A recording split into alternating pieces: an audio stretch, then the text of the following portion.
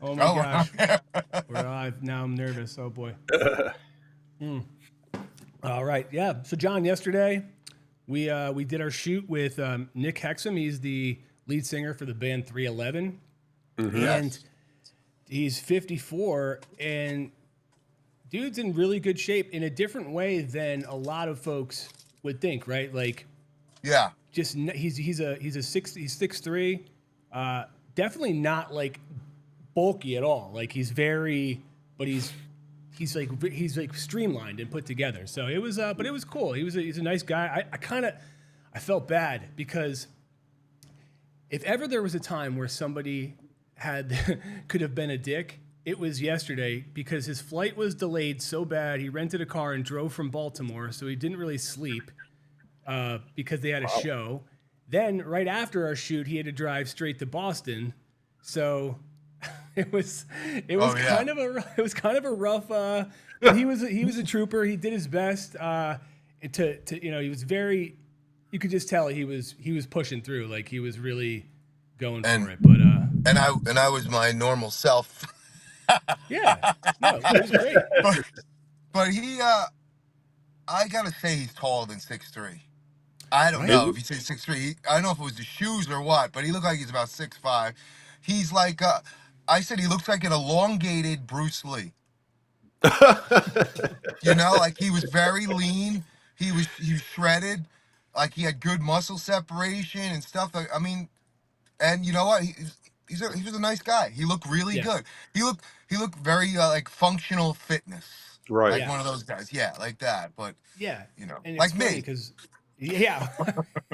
I was going to say like me. Yeah, yeah, but I mean, it's just listen. By the way, Frank will downplay it, but Frank looks freaking really, really good right now. Like to the point where my wife was like, "Is Frank training for something specific?" Because he looks like dialed in, and I'm like, "That's just Awesome. Frank flipping the I walked switch." it.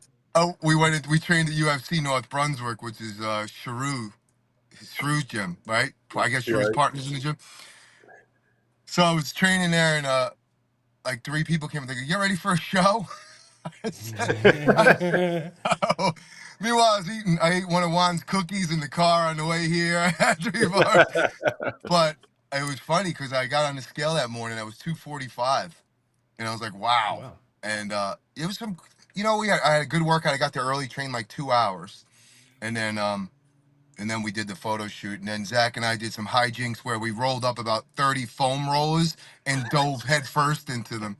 And I think so far we got about 50,000 likes. I only put that. So some people are like, oh wow, man, you shot Nick Hexum, man, that's cool. Put up all the stuff. You got pictures with him. Nah.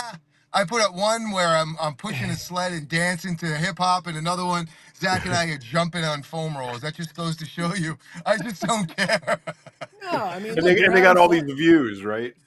But the thing Yeah, is too, it's it's like, but awesome. that's the point. We have fun. Like we get the job done, but there's no reason to sit there and be, like when Frank was, I think he posted something about how he's just himself all the time, and it's Yeah, it's a good thing. I think it's a good thing to put out there because I used to be at these shoots and be like ultra serious about it, and I feel like that affected the energy. Like Yep. sometimes you want, they're gonna feed off of the folks that are giving direction and. Listen, and I think, and the only thing we told them was like, look, we're not going to fake anything here, but we are at times going to say to you, hey, man, Frank he's done a million of these, so it's easy for him to say, hey, by the way, turn your arm in or turn it out because you want to get yeah, this. Right. And Right. I said to him, it may feel awkward, but it will look better. Right. yeah, So Right. just Right. so you know, like it's not about, but is this good form? It's not even about that. It's like it's a photo shoot. Like Right. like yeah. It's like we're trying to John. get a picture. If John was helping somebody with posing, roll your elbows forward, move your legs closer, step in. Right. Like Right. you're Right. you're seeing things and you're like, all right, that's stringing you out. All right, turn your elbow out a little bit and crunch down. Like, and biggest mistake people do in photo shoots is they suck their stomachs in. You got to blow it out, your abs. You got to blow out your abs. And they're sucking the stomach in, which actually makes the lower ab pop out more. Right. So it's like, Defeats the purpose. yeah.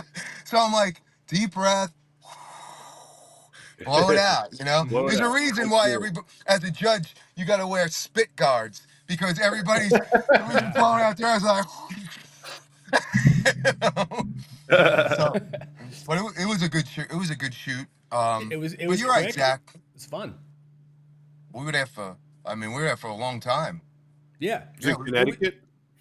No, we were Jersey. in Jersey at Jersey. the UFC gym, which is it's a great gym, and I mean it's a great gym to shoot. There was some really cool backgrounds, and they do have a lot of equipment. The thing it's got going for it is the space and diversity of what they offer. But Yeah. you know, it's all what you want, right? Like if it would be good for me. I don't know if it'd be good for I don't know somebody else because they have a little OCR part there that I like. They have rope climbing. They have some boxes and some walls that you could Yeah. put up to jump over, which is pretty The cool. boxing, we had the guy his name is B52.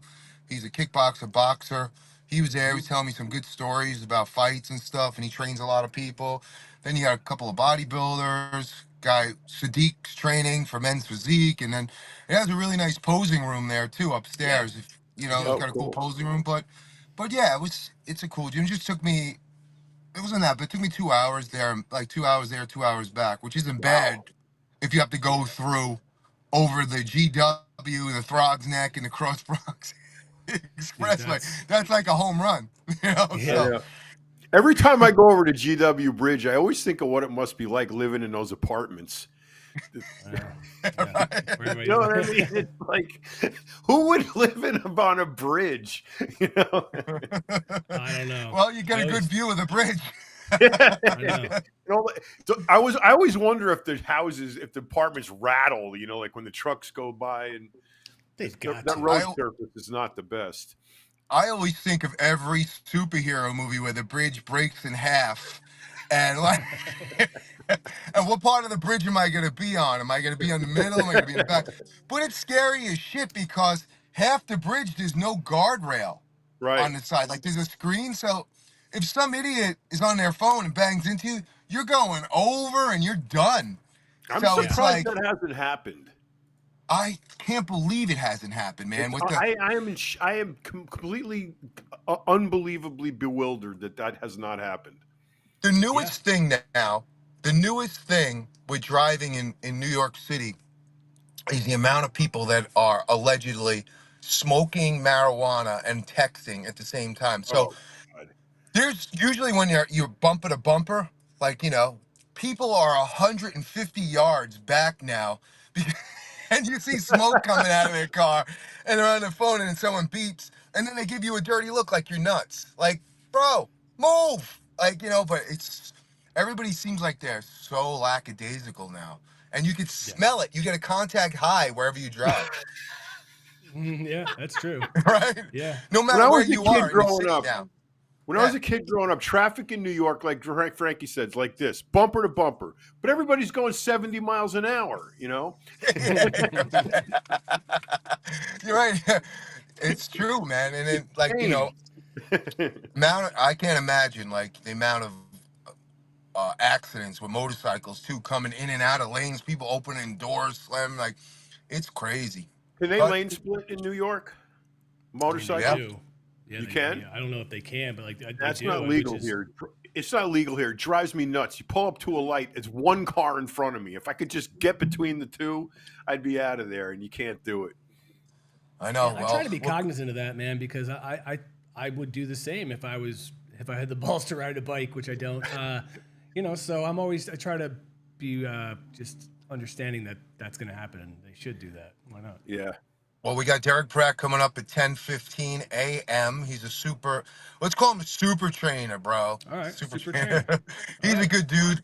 Yeah. He's got a lot of projects going on, trains people in the NBA, trains a lot of people. He used to work for a lot of our advertisers. You would have saw him in like a Trifecta ad or some other stuff. But yeah, he's building a fitness dynasty right now. Cool. Yeah. So, He's, which is More of cool. those. Which I like to hear.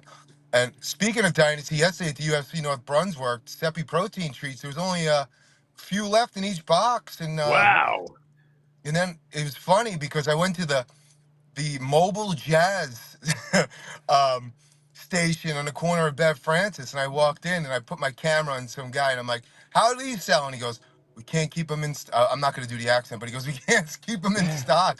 He goes, "We're selling so many." That, So, That's that, great. have you come out with a second flavor yet?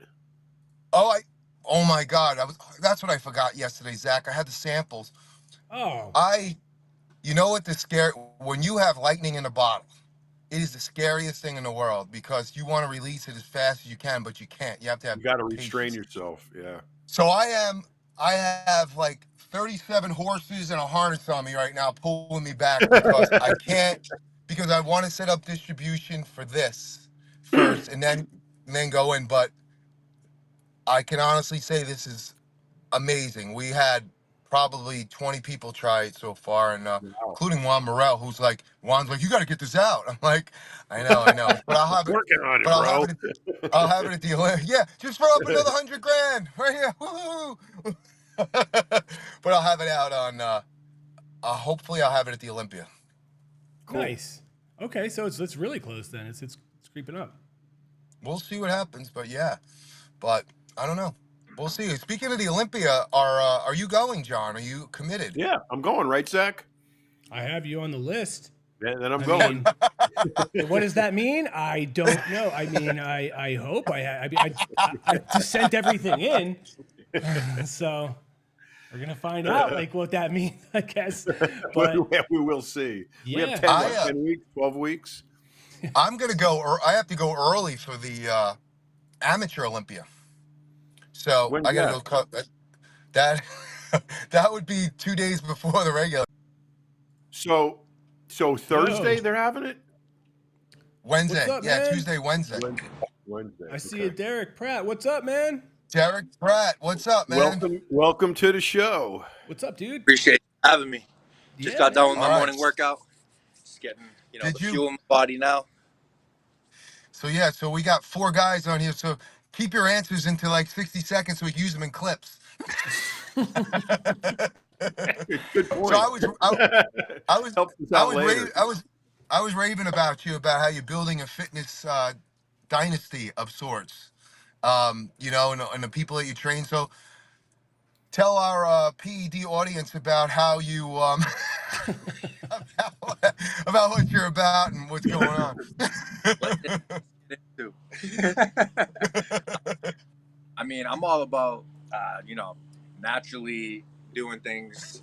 I am actually former All right, athlete. thank you. Have a nice day. All right, okay, thank you. Yeah, no one's gonna believe that shit. For real, I'm a former Division I football player. I was actually one of the only guys on my team at the time that wasn't using PEDs, which was pretty interesting. These dudes are absolute animals, and just seeing their progression was crazy. But I'm a big food guy. I love getting my protein and my gains from foods. So that's really been my whole life and my whole fitness journey is, properly putting the right stuff in my body. But it all stems from being an athlete: football, basketball, baseball. I've always wanted to be a functional, moving athlete. I like being in shape, but I'm more focused on the mobility and the functional part. So I try to, bring that on to all my clients. I do train a lot of professional athletes for that reason. But at the same time, I love working with your everyday people, getting them more mobile, more athletic, getting them feeling, a little bit different than they're usually feeling in their normal lives. So I feel like it's exciting adding athleticism to fitness because a lot of, big dudes might not necessarily be athletic. So I like trying to, be a little bit of a combo. Do you find? Go Okay, ahead, dude. Zach. So No, go you're training these elite athletes. I feel like a lot of people are probably thinking that it has to be some way different plan than if you're training somebody else, but it's not, right? It's got to be. They have a goal, and you're going to create the plan to help them get to that goal, but they have to do the work to get there. Exactly. So like last time I spoke to Frank, we were talking about, personalizing workout programs for people. And, there's really not one workout program that fits all. And I feel like, unfortunately, a lot of trainers kind of will try to just input people into that, one-shop stop program. And for me, I like to get to know my clients, know what their past history is, and build something for them based off of that to help them actually grow individually, rather than just try to create one program that I'm like, oh, sweet, my mom can do this, my little cousin can do this, Andre Drummond can do this, and I don't have to do extra work to create an awesome program. So like, I actually really get excited learning more about my clients and figuring out not necessarily new, unique ways to help them, but implement the proper, things that they need in their life that, other clients of mine don't have. And I really hate when people try to just give everybody they work with the same direction of workouts, even if it's workout plan, the same exact plan. It's like everyone's diet's different. Everyone reacts to certain foods and proteins and carbs different. Like it's crazy. You can't just expect one person to react the same way as the next. So I really want to dive deep into my clients and get to know them physically and mentally before even stepping into the gym with them. Nice. One of the Do you feel biggest like-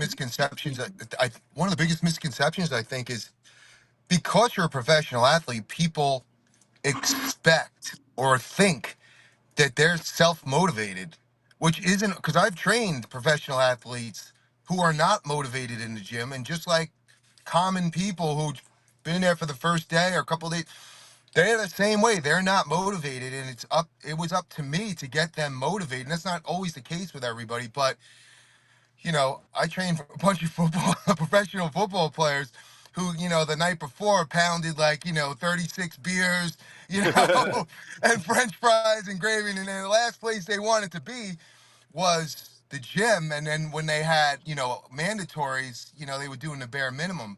So how do you motivate, a professional athlete as opposed to a regular person or everyday person? So you hit the nail on the head there. I mean, most guys that I've trained that are pro athletes, they like their late nights. Doesn't matter their age. They like waking up right before their workout's supposed to start. I can say honestly, none of them are ever on time for my workouts. Now, not to talk shit on them because they are It's super. the way it is. But like, to be honest, it's like keep holding them accountable it's a full-time job. So not only do you have to hold them accountable for their workouts, you got to get them there. You got to make sure they're getting their sleep at night, making sure they're not, out partying all night, putting the wrong things in their body, because then the next morning their workouts are going to suffer. And I notice a lot of the beginning of my workouts, I have to do a little extra of a warm-up some mornings to get the body going quicker, or like, I gotta hold back a little bit at the beginning because they're not fully awake yet, and I personally think it's easier training your everyday people than athletes. Low key, these people haven't reached their peak yet. They don't know what their greatness level is, and these athletes, they've reached it as in their head. Not saying that they've maxed themselves out, because realistically nobody does. We always have that little extra to go.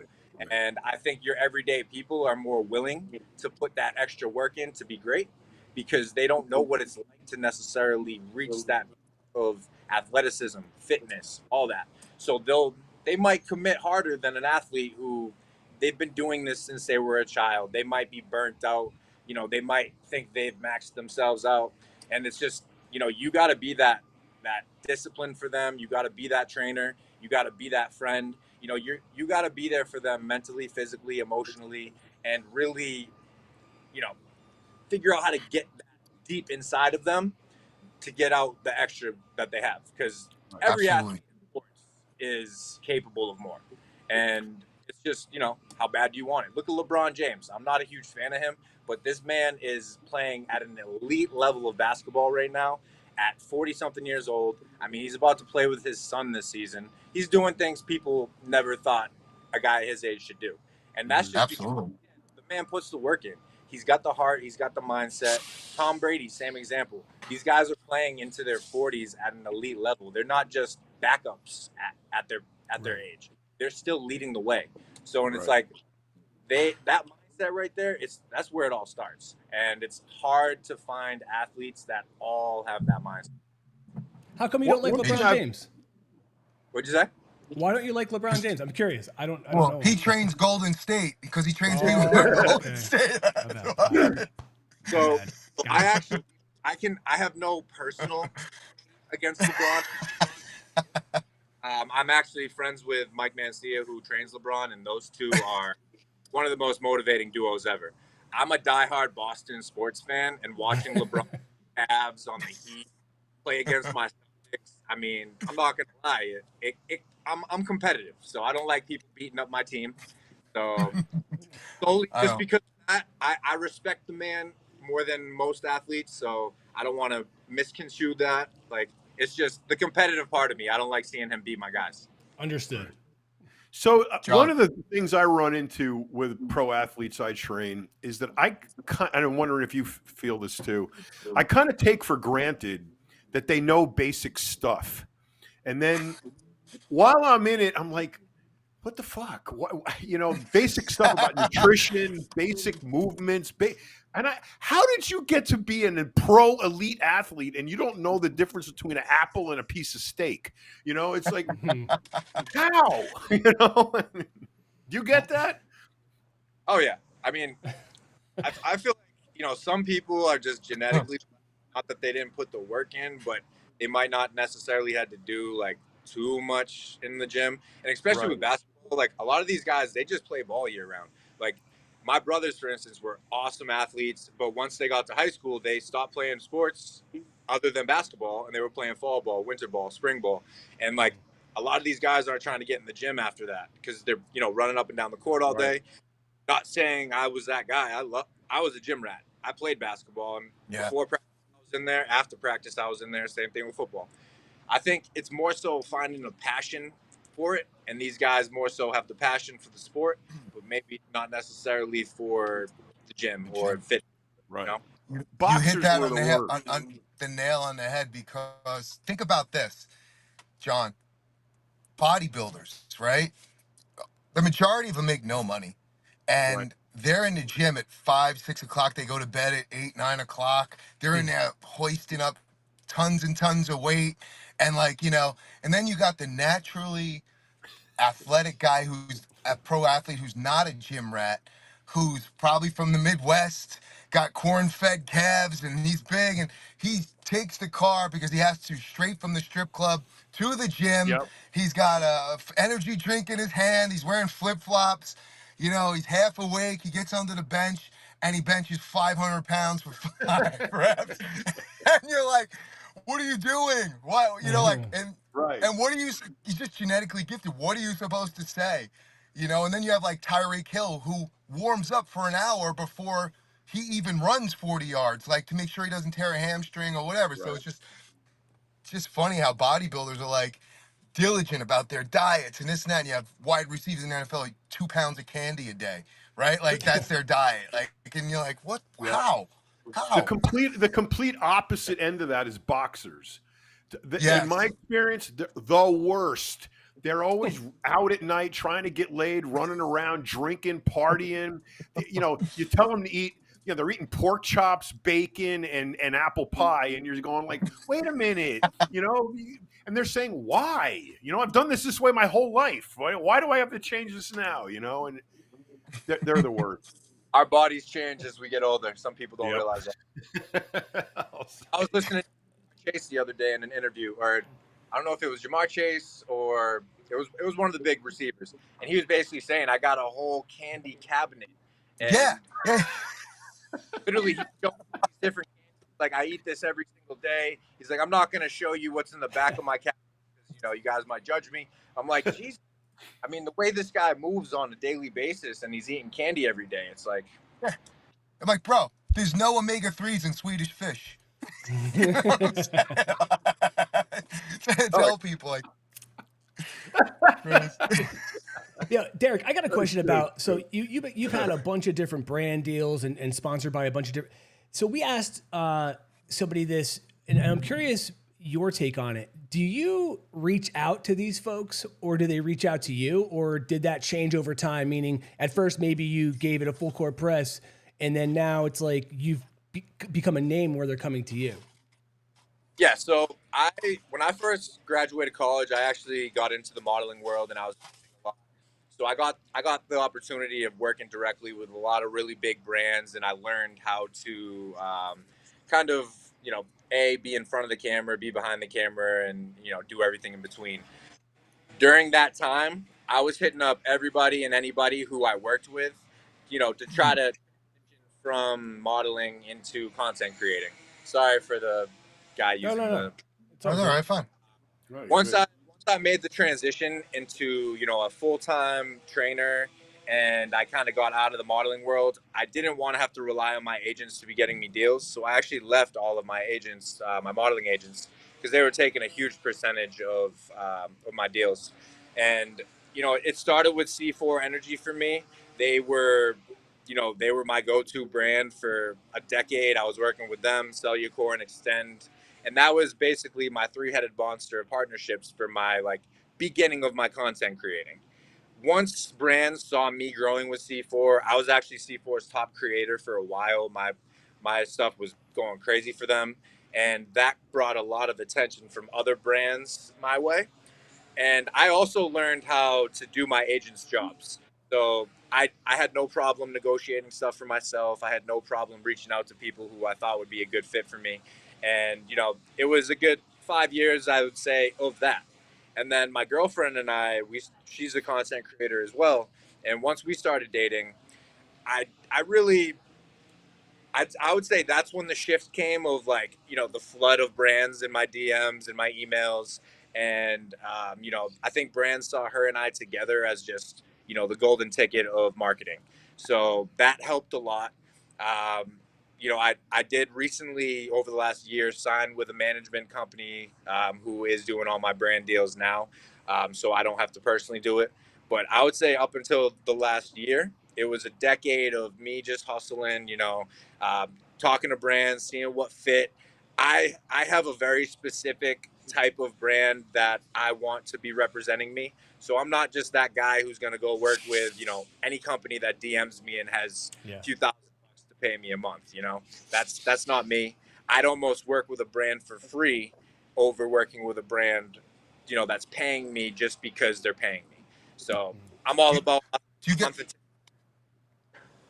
do you What are you get saying? the crazy DMs of some crazy companies? Because the other day, like I was telling Zach a couple of weeks ago, they sent me a product. They're like, hey, can we send you products? You know, in the paid partnerships. I'm like, yeah, yeah. So I always get stuff, and I'm trying to figure out what this thing is, and I'm like, I have no idea what it was, and I'm like, and then I open up the book, and it was a penis pump, and they wanted to pay $10,000 for a penis pump, Did and they I was want a like, video of you using it?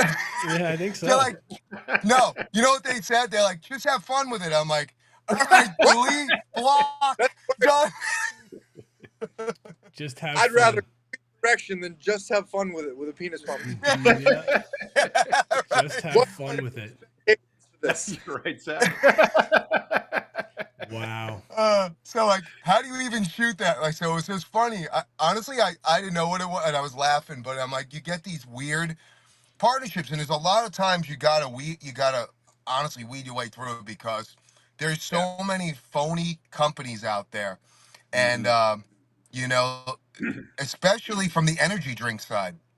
Everybody that manufactured 500 cans in their basement now is doing these energy drinks, and you really have to be careful of who you're, you know, partnering with because there are a lot Yeah, of people out there. sure. So if you are, do your due diligence before you contact these people, and you know, look at their obviously, you can find anything on Reddit or Google or what have you about their companies. So just be careful.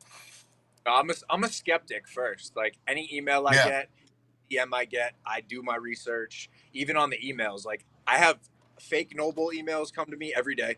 I have fake Legends emails hit me up every day, and it's all just a generic email that I know people are definitely getting, you know, caught up in this. But Right. I always am skeptical before I'm like, oh my god, this is cool. Like they're hitting me up. Like no, I'm I'm like, why are you hitting me up right now? You know, is this legit?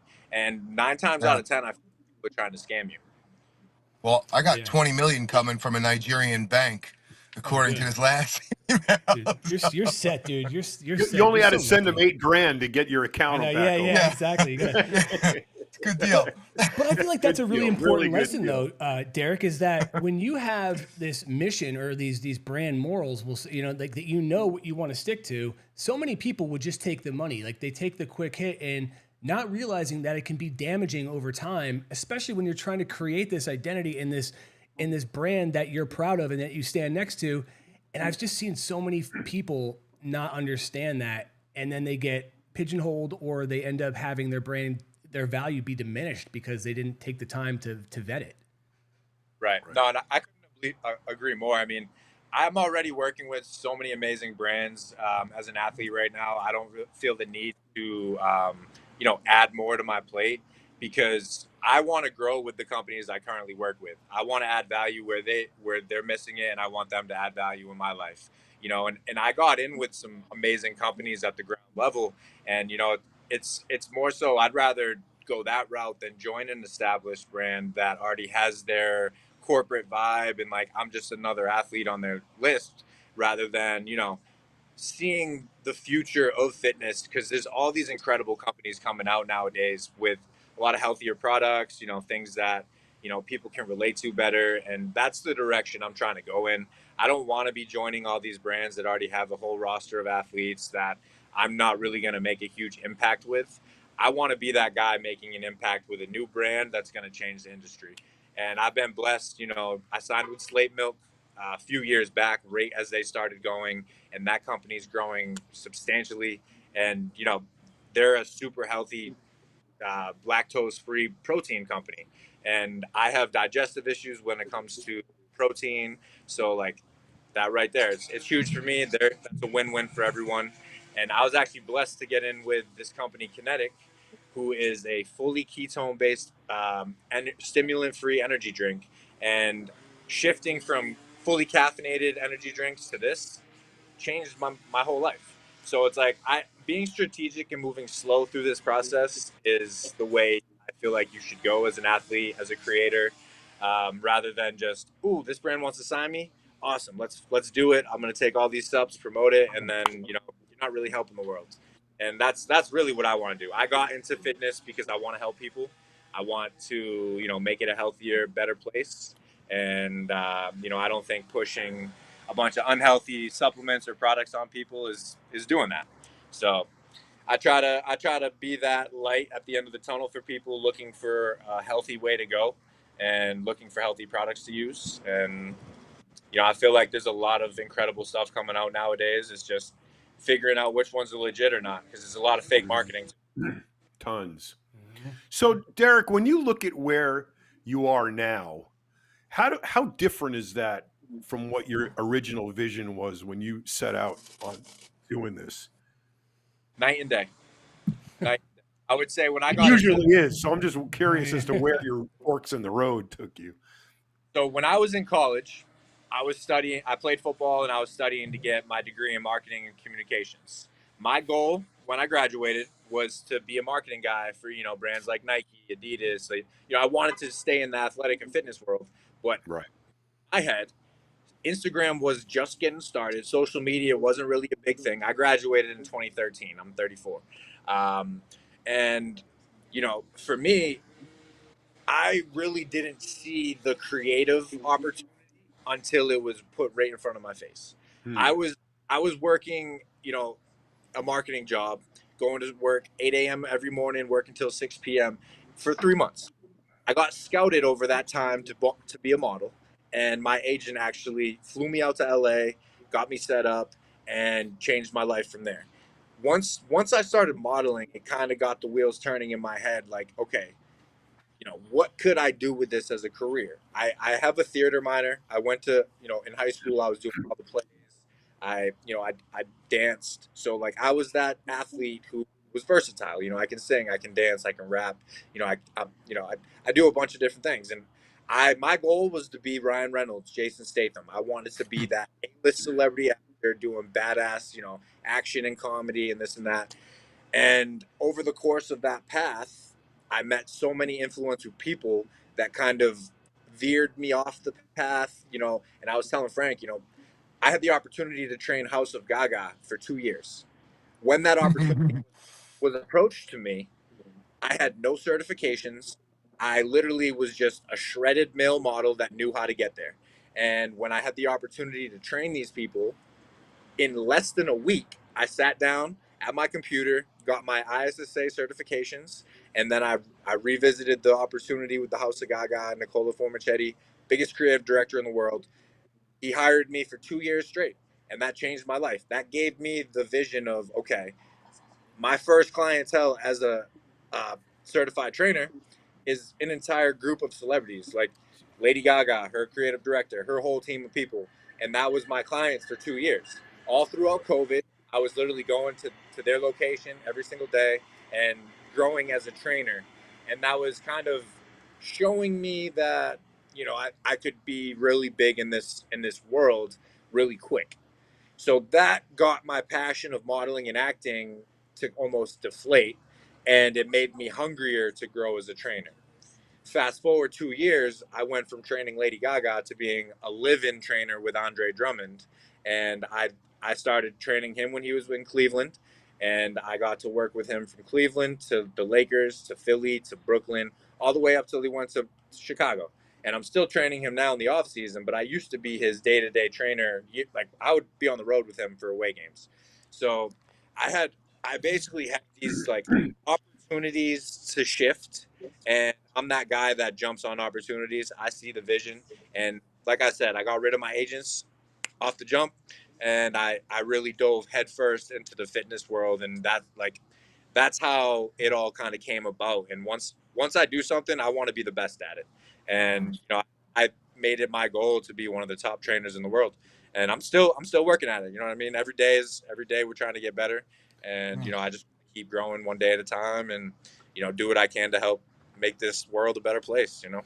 So I So got a what's- question what's- about can I ask something, John, real quick? Yeah, go ahead. So about being a live-in trainer, when you're doing something like that, Yeah, I was just going to ask how, that. how difficult is that on like your social life, right? Because you're always kind of there and you're following this person's schedule and they're going to away game and all that stuff. Do you have to sacrifice that part of life for that period? Well, not only that, Zach, but what about the rest of your clients? yeah, that's another point. You didn't have any. So yeah, Okay. so I actually started off as an exclusive trainer. So House of Gaga hired me to exclusively work with them so they could have me whenever, wherever they needed. After that was over, Andre did the same thing.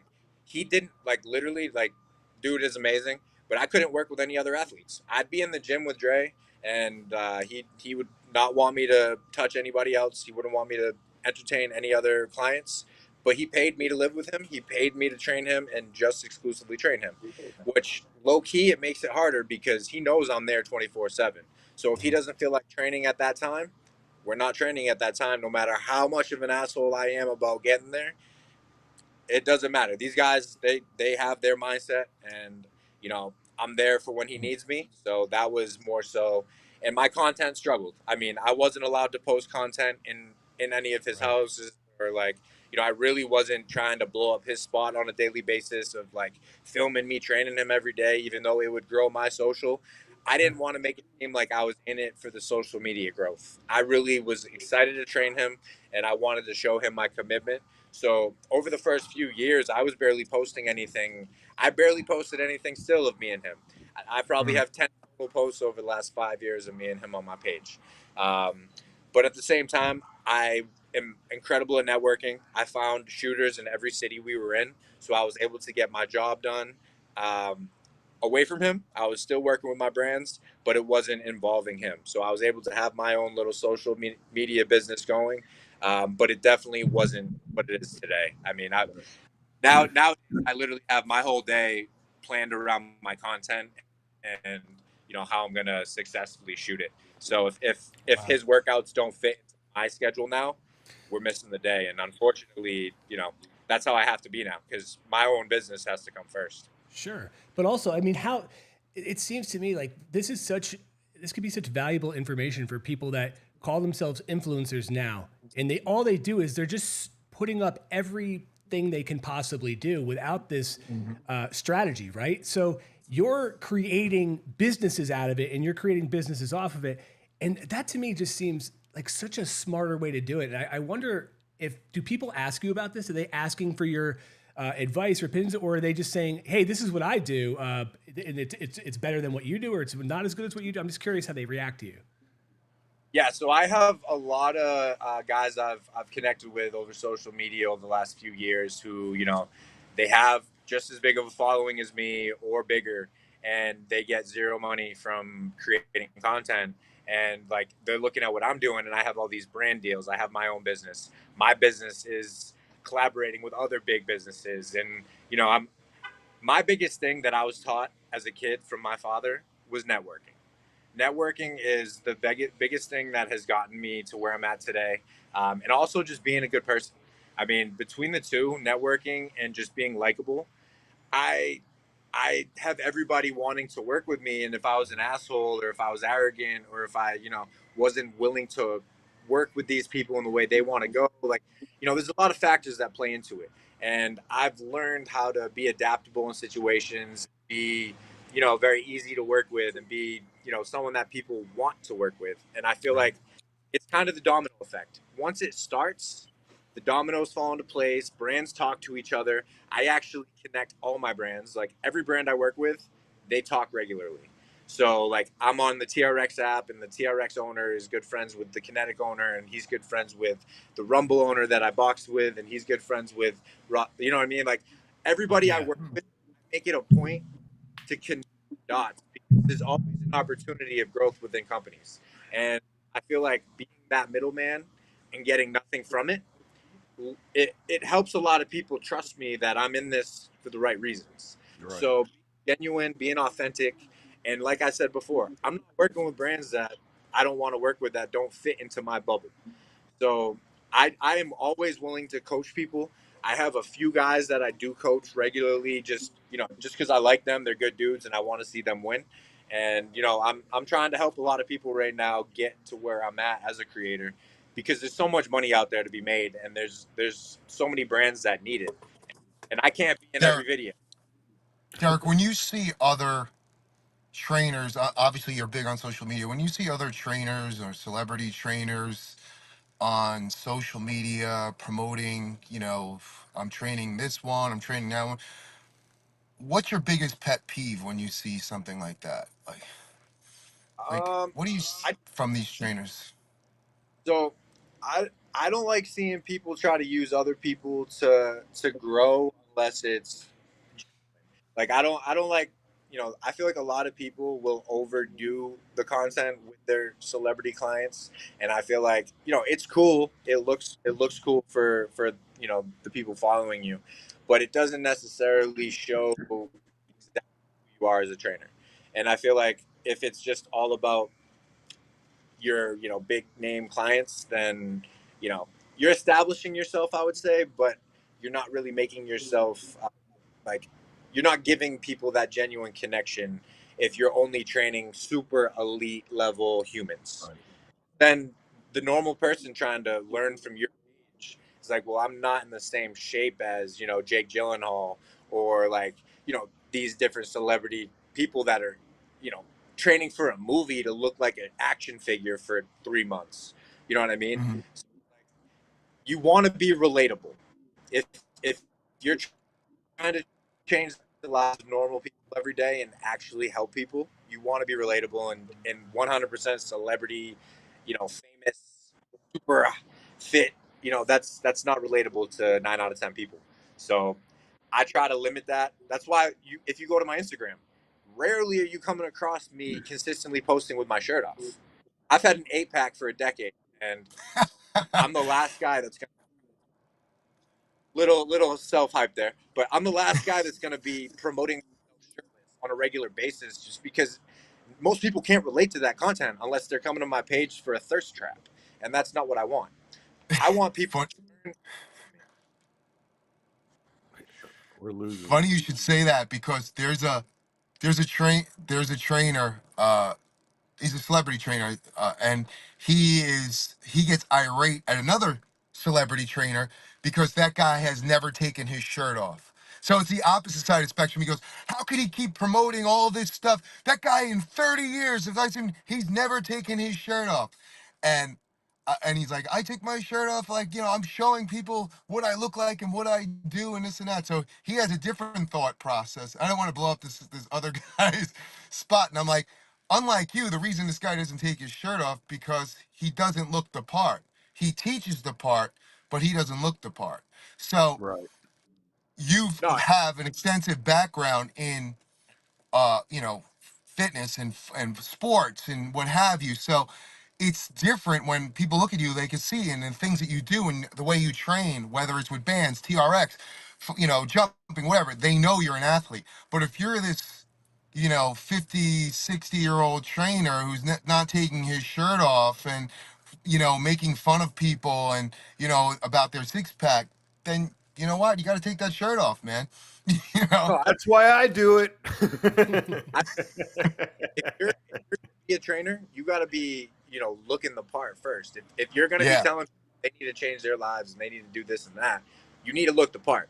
So that I'm not saying don't advertise your physique on your socials. Yeah. It doesn't need to be every post. I No. follow Right. I follow a lot of guys who literally I don't think own a shirt, and like, all right, you're bro. Like, I love you. I'm gonna support you from a distance because I'm not like what if, you don't know how many like in the grocery store. I'll pull up Instagram and then it's boom, a dude with his shirt off doing push-ups. I'm not watching this, guys. Don't think like people behind me, and like I'm not trying to be looking at all these bodies on my phone. I guy. If you go to my page, one of my pinned posts is a video where I'm shirtless, just so people know you know what I mean. I'm there. But after that, you're not gonna see more than 1 or 2 posts a month of me with my shirt off, and it's not And it feeling good. shouldn't be.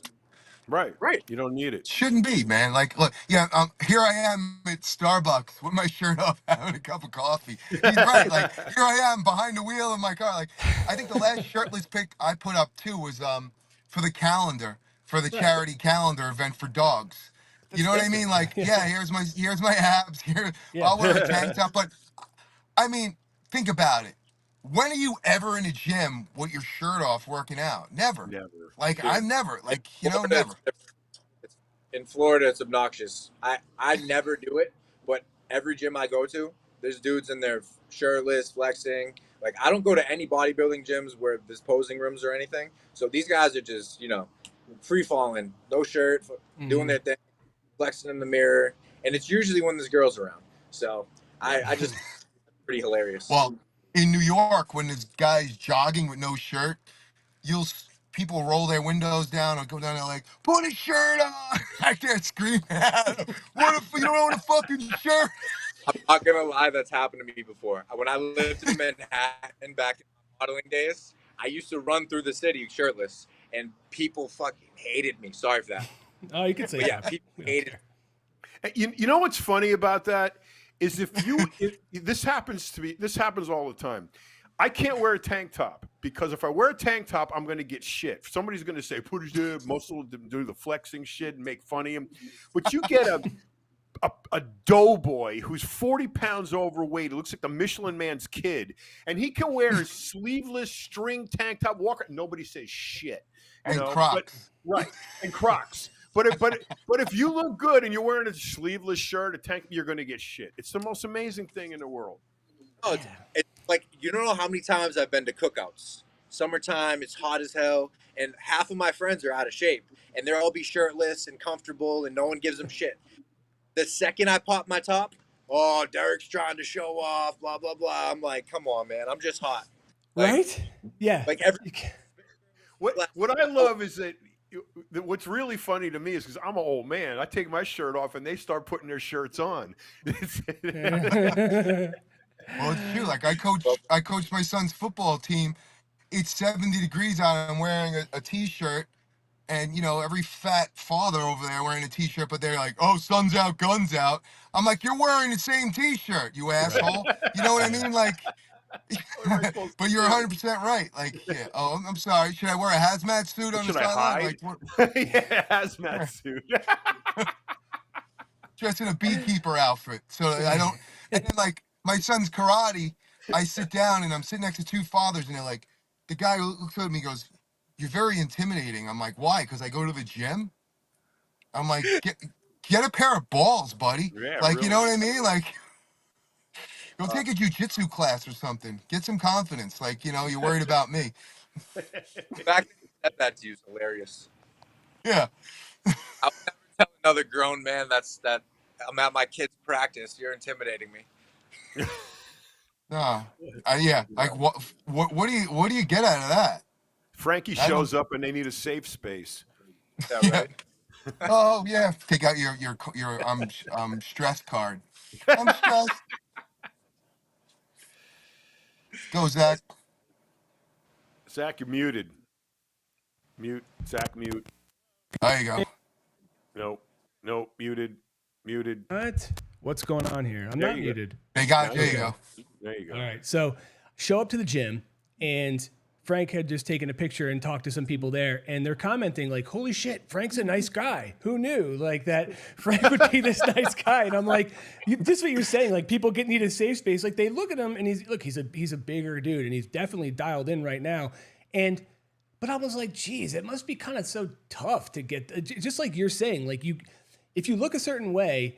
And you're in shape, people are already automatically like intimidated by it. Where it's like you're saying, like, dude, I'm keeping my shirt on because I don't want to hear shit from people. Frank's just being himself and saying hi and being polite, and people are like, I thought he was gonna be this big nasty ogre. You know, it's like, no, he's a dude. He's a You know what though? You can't.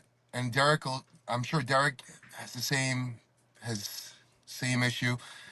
The the husbands of the wives Usually how it works.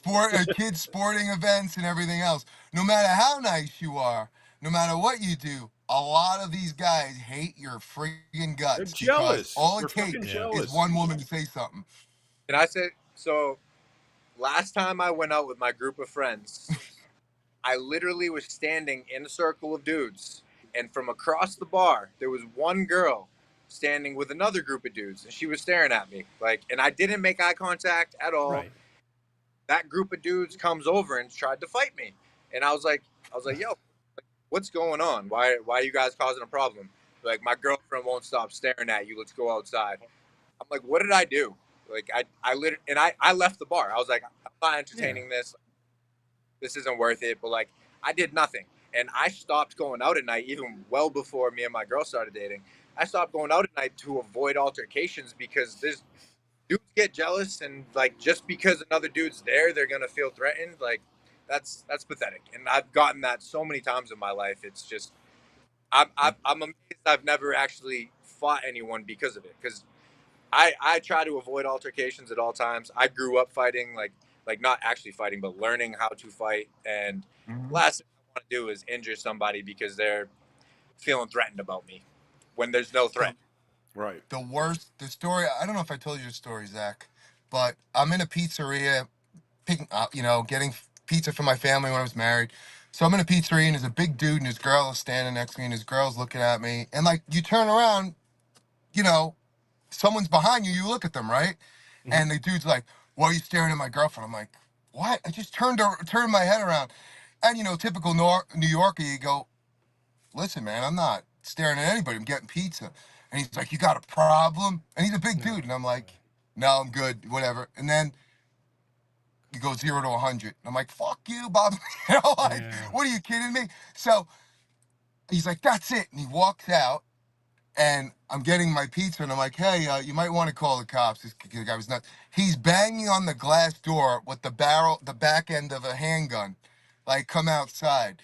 What? So, yeah. So I'm like, you might want to call the cops, like, what's going on? So I was like, you know what? I don't care. I'm like, I'm going out. I was like, I don't think this guy is going to be able to, whatever. So I went out there, like, maybe a couple minutes later when I got my pizza, and he was nowhere to be found. But that's how crazy people are. So if you can kind of like you can't argue with a brick wall. You can't argue with crazy. But time and time again, this is where you read stories about people getting shot and everything else, because it's insecurity and they're just crazy, so you got to be careful. You think it's a joke, but it's not. Like Derek said, he walked out of the bar for altercation, but Everybody you wants never to know. fight today. These days, everybody wants to fight. They take 2 boxing lessons and then they all want to fight. It's like, I'm not gonna lie. I box probably 3 days a week, and like doing boxing, it makes me want to fight people, but I would never pull the trigger because I personally know how to fight. So like, Yeah. if I'm mentally, I'm kind of like Denzel in The Equalizer, where like I'm always with my head on a swivel, and if I see a potential situation, I'm breaking that down in my head, and I'm ready to go just in case. So like when I'm walking around, like I'll literally be like squared up, ready. I'm ready. It makes boxing makes me want to get into a scuffle, but I know better. I'm disciplined, and I know it's not worth it. But it is interesting how that happens. Minimum 500,000. That's what you got to keep thinking in your head if you're gonna get into a fight. Lawyer fees, everything else. So, you're like, I'm not afraid of you. I'm afraid of what it's gonna cost me. That's what you Yeah. say. but Losing my I'm not- freedom. that's so, when you're young and you got Yeah. nothing, that never factors. You'll fight anybody, you won't even think about it. Drag him out of his car, whatever, in the gym. Yeah. But now, you're older, you got a house, you got cars, motorcycles, assets, you got stuff people can take, Mhm. so and look, if you do any kind of fight training, this, Derek, this for sure, is that you have the potential to hurt somebody badly, right? And the guy trying to pick the fight with you, number one, he doesn't know that probably. Number two, he's hot-headed at the moment. This is a fleeting thing. He'd probably never do it if he wasn't not drunk. I've never hit a drunk person ever. That's one of my big rules: is you don't hit a drunk person.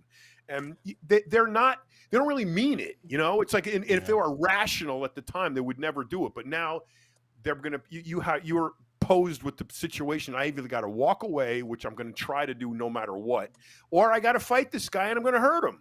Right. And what you just said is exactly on point.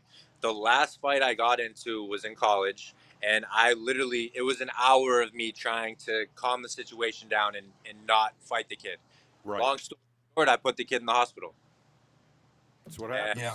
And, And then you're the bad guy. Then And you're the no bad, matter right, what, right. you're the right. bad guy. and You know? like he said, I literally I know how to fight. My mom's biggest concern with me growing up was not me starting fights, but me finishing them. She every weekend in college. Be like, hey, just wanted to make sure everything's going good, making sure you're smart, not, this and that. Because I can go 0 to 100 like this, and having the knowledge to fight, it can be dangerous. So learning how to Absolutely. control that is important, especially as you grow with your knowledge of fighting. Because There's a line. What happens is, I don't know if it happens to you, but it happens to me. You assess the situation, you break the situation down. Once you've decided what to do, then it's too late. Yeah. That decision's made. You're done. It's too late. And then Yeah, you're right. you can't undo that shit. I was talking to this pro boxer at UFC North Brunswick, and it's funny. We were talking about bodybuilders and big guys and stuff, and how they started fights, and how they take even a couple of months worth of lessons, and then they get into a fight with a guy who's trained since he's 8 years old, 7 days a week, hitting pads, taking punches, going from tournament to tournament, getting different trainers, going level to level to level. Now you think because you're 250, this guy's 175, that you're going to knock him out. You don't have a chance. Oh. He's going to hit you 16 times before you even get one shot off. So it's like, I try to tell, it's like, wow, I'm scared of that guy because he's big. No, be scared of that guy because he knows how to fight. Oh, it's always the little wiry guy that'll fuck you up. It's always. He'll be choking you out before Yep. you turn around. You'll be like, how'd this guy get on my back? Oh yeah, power. Thank God I got a big chin. I could tuck it. Right. But yeah, nah. But Derek, tell us also too. We were talking last week about all the different products you have. Especially, I saw your band workout, and Zach, we want to Derek's gonna send us some bands. We're definitely gotta, you know, Oh, we gotta cool. try these and do put it. them up. Or Derek's gonna do a live on Muscle Oh, and cool. Fitness at some point Nice. with these bands. So talk to us about the bands, because we were talking about how I have these bands for an infomercial now. They were snapping and hitting people in the face because we had them like from so long. We had the chest ones in the mall, and it was like hitting people in the face. So I will stories like that were definitely my motivation. My girl, and I, we do a lot of band work, and we have snapped more bands than you can think of. So I swear every gym I've worked out in, I've broken somebody's bands. So I love band work for mobility. I love band work, you know, for drop sets. I think band work is one of the best things you can do in the gym, you know, as a supplement to your other exercises. So it really motivated us to, you know, go all in with the bands. So we created the ankle resistance bands, the rubber ones, and we created the cloth ones that go above the knee and the full body ones. But the point of it was to create the strongest bands in the market that aren't going to snap and, you know, and cause issues for shoots and for workouts and this. So I tested these to the max. I wanted to make sure everything I was doing, I was as hard as possible with these bands. And not only were they not snapping, but they weren't losing any resistance at the same time. So then I went from that to Andre Drummond, who is 6'11", 280 pounds, and I put my test with him. And safe to say, all summer long, this man has been crushing our band work, and he's obsessed with them.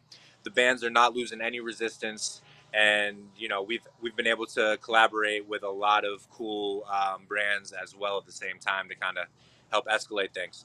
But you know, being an athlete, I've always had band work incorporated into my workouts, and you know I love working on mobility and flexibility, and I think bands are a nice additive to that. So, just for fully functional training, that was definitely our main motivation, and now it's, you know, trying to blow this company Awesome. up. I have my show with Steve Weber, the NPC Long Island show in November that we've had for 20 years. So backstage, I told you, there are mountains of bands because people pump up with bands. They don't have weights anymore. So please send it to us. I want to film people Yeah, shooting, you know, with the bands. But it was funny because I've it's not funny, but I've seen people snap bands and take off the Pro-Tan. You know what I'm saying? So they're like, put on the bands. They got these cheap ass bands there, and they're like, "Wah," and and then they got a line across like they got mutton chops because the thing's breaking. So I want to introduce your bands backstage to some of the athletes and Oh my you know, God. let them use them. yeah. I'll connect you with my business partner, and we'll get that conversation going so we can get those to you. Absolutely. A different avenue that you never thought would be like, you know, like, but it's probably one of the biggest because you have, I can't tell you how many bands are back there, Zach. Zach, there was literally like you could fill 4 garbage bags with bands Oh back my in God. back, and I would say the majority of them look like they went through like a war. You know, they were like, I don't know how long they had them, but they were like frayed and everything else. So Oh, this could be jeez. something good, Derek. I agree. I think that would be huge. We're That'd be also awesome. Kenny's using the bands for all his Kenny Vaccaro. He's doing all his strong New York stuff with our bands now, which is incredible. So Cassie and I we're going to be at the Strong New York event October 5th in New York, Oh, and cool. our brand will be there with our bands. So that'll be a nice little show of face for us. He said Cool. last year it's had over 2,500 there, and he's expecting to almost double that this year. So it'll be good Yeah. exposure. So Yeah, we hopefully, shot at Strength Club, New York City, right, Zach? A couple of times. Yep. Yeah, a few Kenny's a great times. guy. Look, and yeah, Kenny had the protein treat in his his thing there, which was awesome. But yeah, Kenny's good. We had Chris Daughtry there. We shot a gym tour, so we'll be back there again too. It's a great gym, good vibe Hmm. too. Yeah. let's do it over. I'll go for a full week. We can. You're It's- big? You guys are in New York? Yeah, I think I'm leaving for the amateur Olympia that week. I'm not sure, but I'm going early. I might be leaving like the 8th. Okay. I'll probably leaving the 8th for the whole week for the Olympia in Vegas, but I should be there prior. Yeah, the fifth at the fifth is Strong New York. I'm planning to go.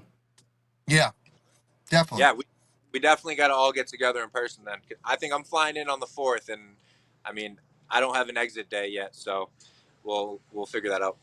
Just don't Denzel us, bro. Just don't Denzel us. You'll be a part. You're a part of. So Derek, where's the best spot for people to find you? And is there any, any website or anything that you want to plug where people can either find the bands or find more about your businesses? Of course, I appreciate you asking that. So if you guys want to check out our bands, we have godcfit.com, and that's where you can find our resistance bands, and that actually has the links to mine and my girlfriend's socials. But my Instagram, Derek T. Pratt or Derek Pratt Fit. I have two. Both pages I'm super active on. My fitness page, I definitely, if you're trying to learn, I do post a lot more workout specific stuff on my fitness page, where my main account is more so a mix of brands I work with and, workouts and hype videos. But also, you can join me on the TRX app. I have an amazing library of workouts with my girlfriend on the TRX app. We're actually one of their top performing. We've only been live for a month, and our section in their app is, I believe, their second performing overall section right now. And we've done 2 virtual live classes with them, and our last class is the second most viewed live class ever on the TRX app. So Awesome. We're trying to blow that app up, and people if you have questions, if you're genuinely authentically hitting me up, not to be a weirdo, I'm here to help. Like, believe me, most DMs I get, click delete. It's weird, but if you're genuinely looking for help from me, I'm here to help. That's why I got into this. So feel free to DM me. I will see your DM first on my fitness page before my main account, just because I get a lot more traffic on my main page. But yeah, I'm here to help people. So find me, follow me, buy our bands, and let's get after it. The summer's not over yet, so we still got to get these summer bucks right. All right. All right, man. Yeah, Thanks so right. much, Derek. Cool. Thanks, we got everybody. a lot. Yeah, We got a lot to do. We'll be doing a lot of stuff together, and I really yeah. appreciate you coming on today. Cool. All right. Thanks for Sweet. coming, Derek. All right. We're going to wrap her up, and we'll be back Thursday. Bye, everybody.